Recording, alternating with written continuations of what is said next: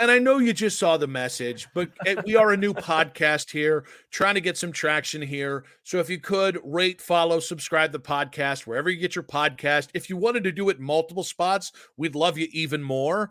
Let's get to the Michigan Panic Meter before we do anything.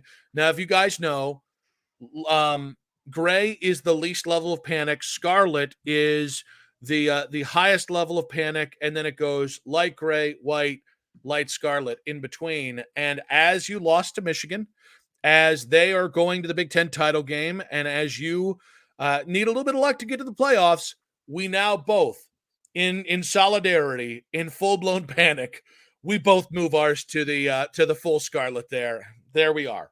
Michigan pushed us there. There we are. Yeah, I there's no disputing it. We have to be in the scarlet. The question will be, how long are we in the scarlet? So that'll be interesting.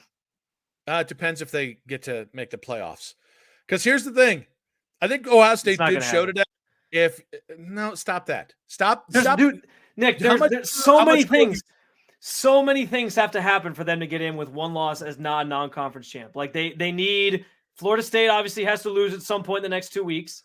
They need Texas to lose in the Big 12 championship game. They definitely need Bama can't beat Georgia, and they need Washington to beat Oregon again. All those things have to happen for them to get in, because 2 of the spots are pretty much locked up as long as Michigan, unless Iowa somehow pulls a rabbit out of a hat. Come on, Brian Ferentz, do this for Ohio. For once in your life, Brian Ferentz, score more than 13 goddamn points. Okay, give us a chance that Michigan takes an L. But other than that, like they have no shot. No, stop that. It's Ohio State. Their one loss is a 6-point loss on the road to a Michigan in Ann Arbor. Okay, like I'm just telling you. I'm not saying it's the most likely thing to happen, and everything. It's not that Ohio State needs. It would be beneficial to Ohio State if Texas lost in the Big 12 title game to a 2-loss Oklahoma State. Alabama absolutely does have to lose to Georgia, because then things get wonky. Then you're putting 2 SEC teams in, I think, over. But like, honestly, Washington winning, these are things that help you. I'm just going to tell you, I'm not trying to be Tony. I'm not trying to be Benedict Cumberbatch in Endgame here, holding up the one. There's one scenario. But I'm going to tell you, there's about 7 scenarios out of like 50. But don't be so. I'm going to tell you right now, you're being far too dismissive about Ohio State. The committee has shown they love them some Ohio State. Now, real quick, Marvin Harrison, 118 yards and a touchdown.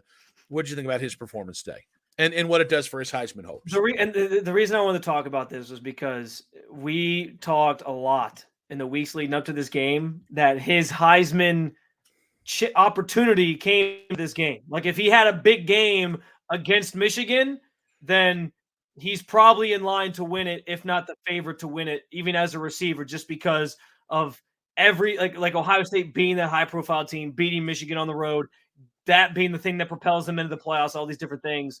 Like, this was it. And what's interesting, Nick, the thing that sucks like doubly when you lose about them losing this game is like that goes out the window now, because they lose. But man, he put up numbers, 118 on 5 receptions and the touchdown. Like, I honestly think if they somehow pull that out on the last drive, especially if like he scores the game-winning touchdown, these are the things that were running through my head on that last drive, Nick. We're like, you're going to get down there, there's going to be another touchdown pass to Marvin Harrison Jr., and he's going to lock up the Heisman. And then it all fell apart, obviously, with the interception. And he was looking to Marvin Harrison Jr. on that play, for what it's worth. But yeah, like, it just sucks that goes out the window too, because man, like that, there was such a moment there at the end to have that be the end result, that you win the game on a last minute drive, and then Marvin Harrison Jr. gets a sort of Heisman cementing touchdown, and to not get that obviously hurts. But I mean, he had the game you needed. He had the game you needed against that team, your biggest game of the season, biggest moment of the season. You talk about Heisman moments. He lived up to that with that amazing catch he had alone. But it just, it's unlikely he's going to win it now because of just the outcome of the game. So it's so much riding on just this whole game in general, which stinks. Yeah, I got some long odds about 7 weeks ago, and I had a like free $50 bet riding on this one that would have been really nice. So I'm in mourning. I'm in mourning right now with the Marvin for Heisman odds there. All right, let's get to love it, like it, and leave it. Love it. Marvin Harrison Jr. I just the dude really is like all year long. Everybody else around him had iffy games. I know Marvin had some statistical games where he wasn't the best, but watch the tape. I mean, all the time, getting double, triple teamed, getting all that attention. And today, against, let's say it again, a great Michigan team, he went out there and was able to snag 118 yards and a touchdown. And the only reason any of us thought Ohio State could win on that final drive was Marvin Harrison Jr. So Marvin for me is my love it. I'm gonna fall. I mean, I just gave a whole soliloquy about how he almost won the he would have won the Heisman if Ohio State wins this game. So I'll go with Marvin Harrison as well. He was fantastic today, and I thought again he was kind of the X factor on that last drive. He was the reason you thought they had a chance to go down with the long field. You had to go 81 yards to try to win it. He's the reason you thought you had a chance, even with Kyle McCord. It was like, oh, he's the reason. And I think more so than anything, I'm going Marvin Harrison Jr. with a love it because this was his last game at Ohio State. And, well, maybe not his last game. He may play in a bowl game, but I'm guessing he might sit that out if they don't make the playoff because a lot of these guys do, which I'll do total respect for it. I can't blame him. But because it's probably his last game at Ohio State, I think he just deserves a love it for not only today, but just for the entire season. Like, as an Ohio State fan, it has been – there's certain players that come through, Nick, that you just feel like honored to have been able to watch for all the time that they were here. I think CJ Stroud is one of those guys, especially now that he's tearing it up in the NFL. I think Marvin Harrison is in that same bucket. Like, just a dude who you feel grateful you got to see play at the highest level and the plays that he made. And it sucks that he got knocked out of the Georgia game and we didn't get to see like a prophecy fulfilled there last year, probably because of that. And it may be a big moment in his life and time at Ohio State, but also that they come up short this year because he really could have cemented the Heisman today, and that would have been like a huge legacy left, obviously, by him as well. So it sucks that he doesn't have the hardware to go along with it. All right, that brings us to like it, Jack Sawyer, Tyleek Williams. We didn't really get to call Tuimoloau's name a whole lot today. He made a few plays. He also stopped got a big screenplay and did a couple other things. But the reality is Jack Sawyer has been a different player the last couple games. Agreed. And Tyleek Williams has just been consistently – I don't know that Tyleek's ever had a game where I'm like, he was your best player. But I feel like almost every game I've been like, man, he was your second best player or third best player on defense. So both those guys I thought played great today. And I just thought they made not only did they make plays, they made plays when you needed plays, including against Blake Corum. And I just kudos to those two young men. And honestly, the defense in general, like really guys, you really gave up 23 points against a really good Michigan team, a great Michigan team, because those 7 points are not on you. Yeah, so I thought they got gifted. If you give up only 23 points in this game, you should be able to win the damn game. And honestly, take that touchdown off the board, you win by 1 point. The defense did its job today. I'm going to say I like Ryan Day's. I know we spent the whole show ripping Ryan Day, but I'm going to say the second half play calling I really thought was good. I'm. You disagree with that? Like, other than the 3 and out, I thought they put together some really good drives. I thought they were creative. They had the one like third down and long where Xavier Johnson got the handoff. He had some moments in that second half where he had this offense in position to win this game. And the team was making plays. I was impressed by the way. I'm not saying he didn't cost them the game. I think that end of the half sequence alone cost them the game, but I partially. But I think that he let it all hang out. I think a little bit more in the second half, and that showed. And it obviously was just not enough to come up with the win in the end. I don't know. You get it there, Ryan. Good for you. Here's a hair tussle for you, Ryan Day. Listen, you tried. You had some moments. I am not backing down or backing off of the fact that I think Ryan Day was still largely coaching with his with very clenched throughout this game. I'm just saying that in a game where like maybe a better way to put it is this. Like I talked about earlier in the show. In the past, Ohio State has quit when they've gotten down like 2 scores to this team. And I thought the fact that the fight that he's talked about all season was there, and the fact that they obviously they believed that they still had a chance to win it, and they kept coming back and coming and putting together touchdown drives and scoring drives. I think was a good thing to see. So I'm going to say that I like generally what happened with the offensive side of the ball in the second half. I'm not going to put it on Ryan Day. I'm just going to say offensively, I thought there were some good things. I liked the eight consecutive runs to score the touchdown out of the half, that type of stuff. There were some good things that happened.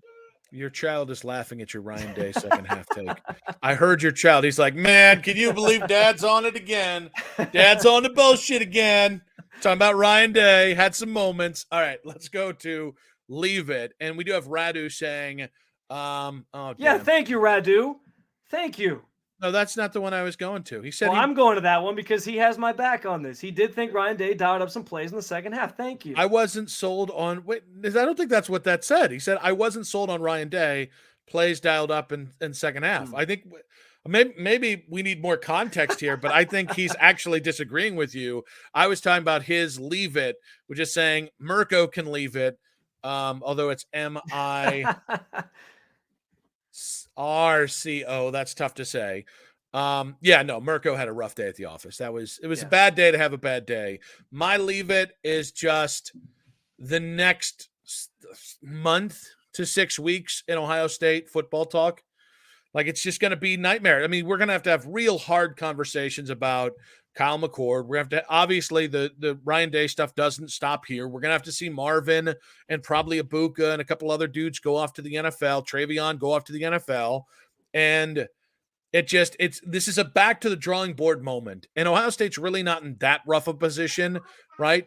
There's talent here. You can be better next year, but like, man, it is just a defeating feeling losing to Michigan the third straight year. And I, you know what else I'm going to have to leave it here? Good for you, Michigan. That's a hell of a win, right? You don't have to, we quibbled with all the stuff here. Michigan was a better team today. And that's not easy to say, but the reality is Michigan was the better team and has been for 3 years. And this year, I felt like the talent gap between Michigan and Ohio State was nil. I think it's as close as it's been in 20 years. And they were still the better team. It didn't matter. And so kudos to them. And I long for the day where I can leave it with an L to Michigan. To backtrack slightly, I also think I just want to say I like the fact that the rivalry feels like it's back. I mean, we talked about ad nauseum in the sort of the game show that we did earlier in the week. But the fact that like you have this hatred between the two coaches, feels like there's just so much buzz around this matchup now than there used to be. Like when Ohio State was winning every single year, yeah, it was fun for us, but it wasn't as enjoyable of a matchup because you knew what was going to happen. You kind of knew what the result was going to be. So the fact that we now have a true, like the rivalry feels truly like it's 100% back. So I do like that about this as well. My leave it is going to be, I think everything you said is good. I'm going to say leave Ryan Day in Penn State because him and James Franklin are one and the same.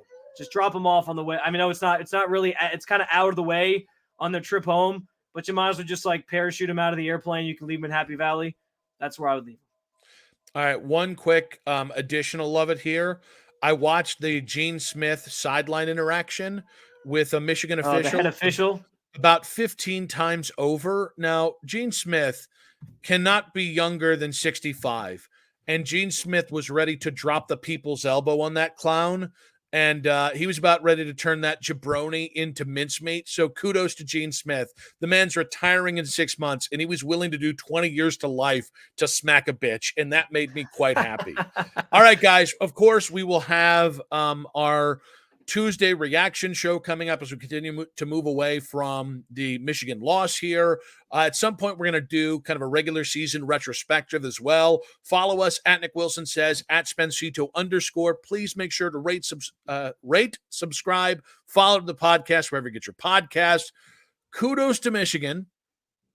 Go Bucks, Spencer. Do I have to say that? Do I have to say kudos to Michigan? Yeah, you probably should. They won. Nah, I'm not going to do it.